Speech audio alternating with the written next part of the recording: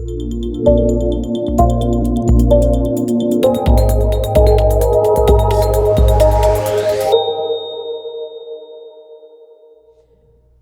Joseph. Hi. Welcome to ILTACON 2022. We're back.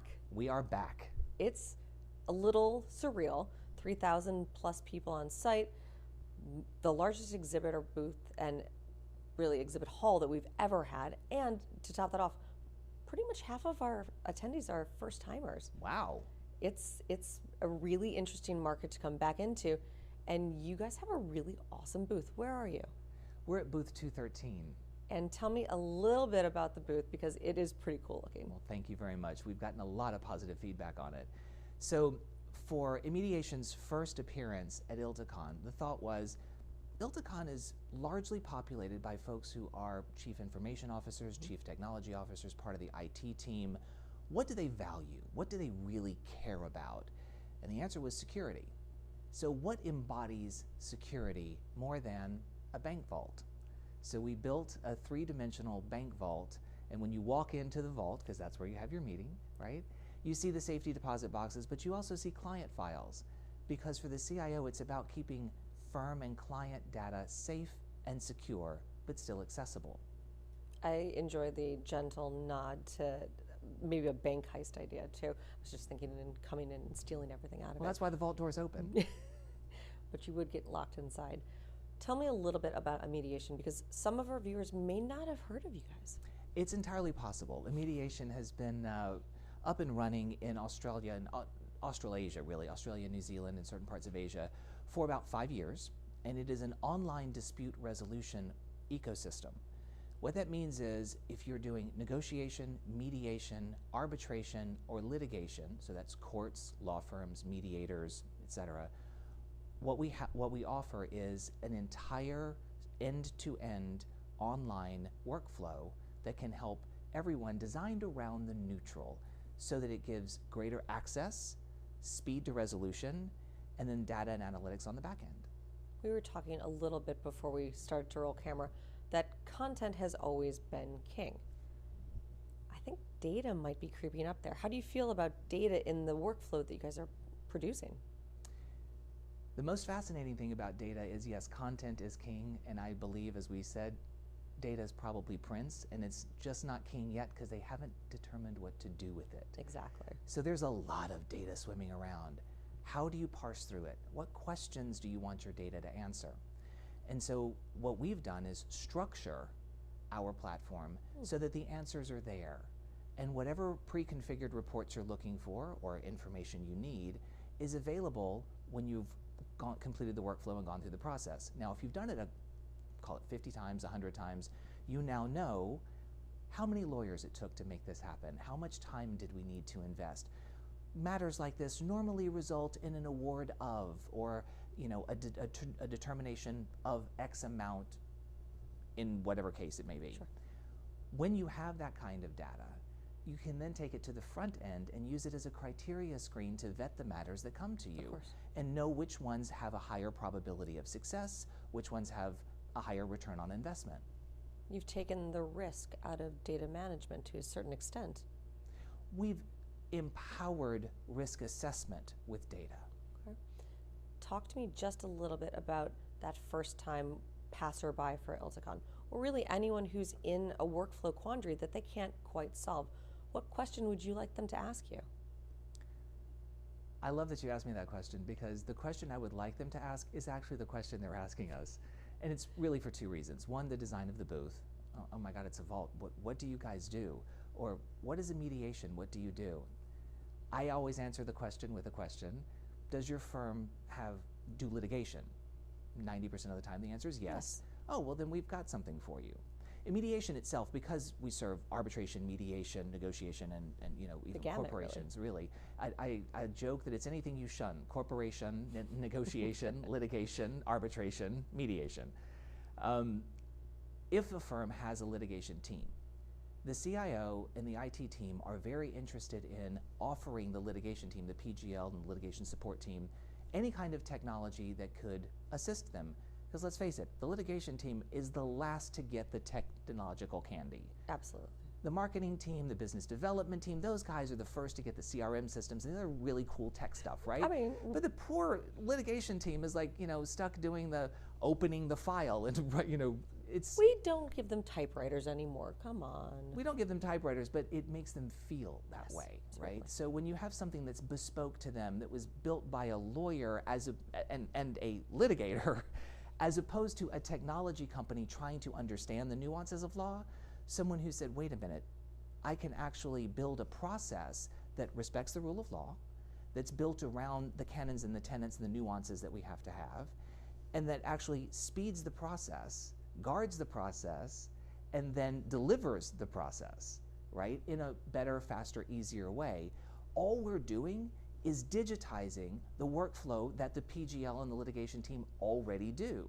So it's not as though they have to learn something new, right? Like usually with interfaces, there's this resistance of like, I mean, look, I have issues when my remote control has to update because now I can't figure out where my television stations are and it drives me bananas. So if I have that issue, I can only imagine what it's like for lawyers in a firm when they get a new interface, oh my God. But if it looks and feels like Home Week, right? Oh, this is just a digital version of what I do now.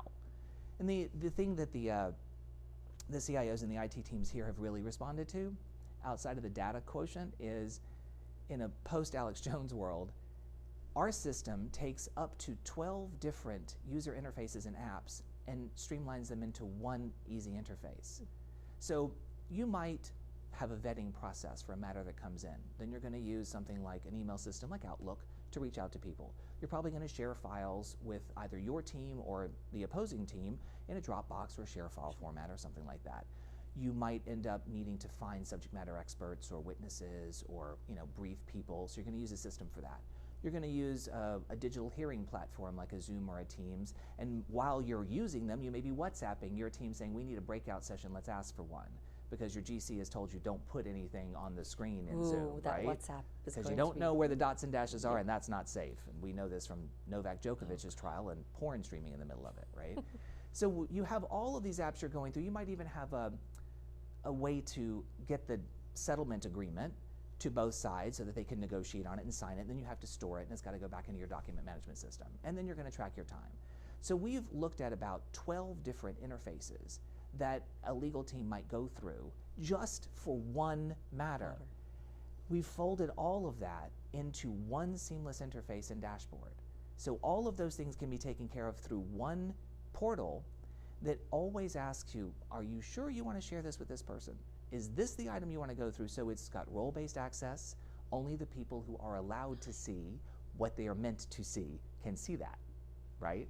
And then you have things you can present to the other side, things you can present to the neutral, that the neutral can determine whether or not it's admitted, right? Your settlement agreements are baked into the platform. Just the negotiable bits are the things you can determine. DocuSign is embedded, so then at the end of it, when everyone's agreed, it's all in the DocuSign thing, it goes out, it's over by the time you've left the platform. Even a non-technologist can understand how innovative that certainly is.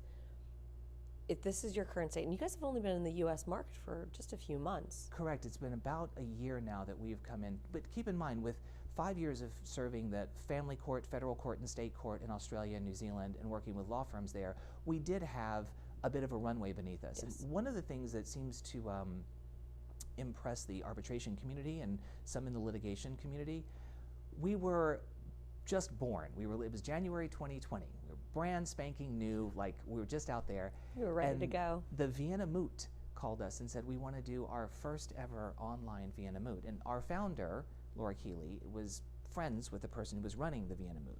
It's a storied, moot court for, baby lawyers. And she said, we're brand new. Like we literally just emerged. You might want to give us a year or so. No, we want to do it now.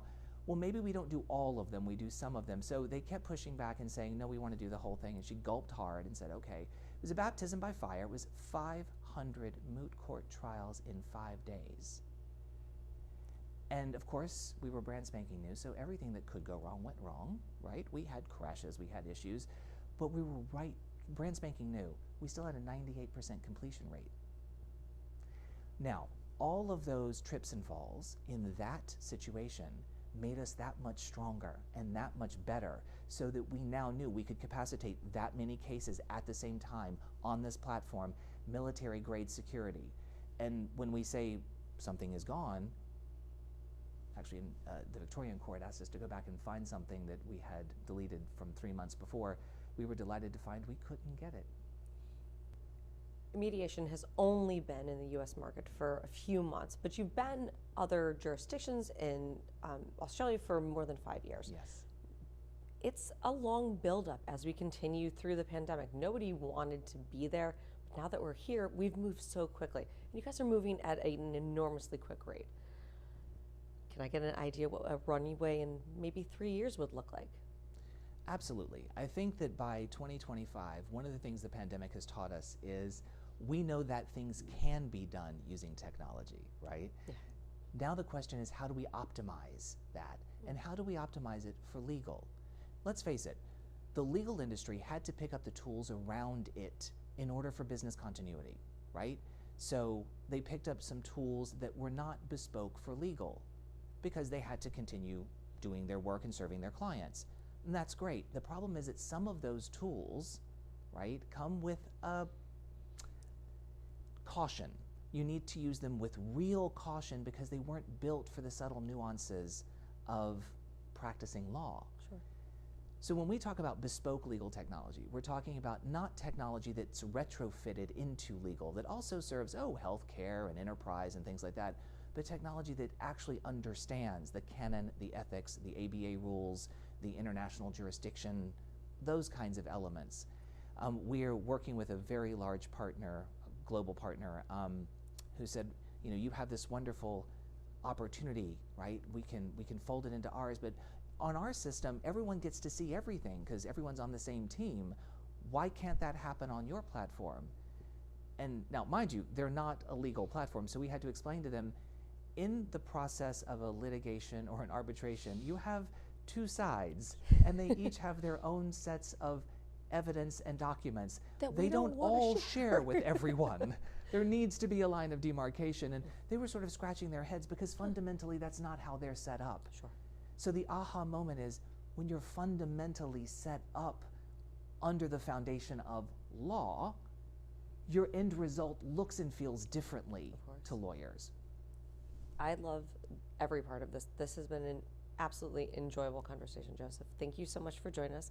Check out Immediation, and I hope in a bit of a forward path that we can have you guys come do a webinar with us to walk us through your vault. We would love to walk you through our vault and the stuff on the other side. Awesome. Thank you so much. Thank you for having me.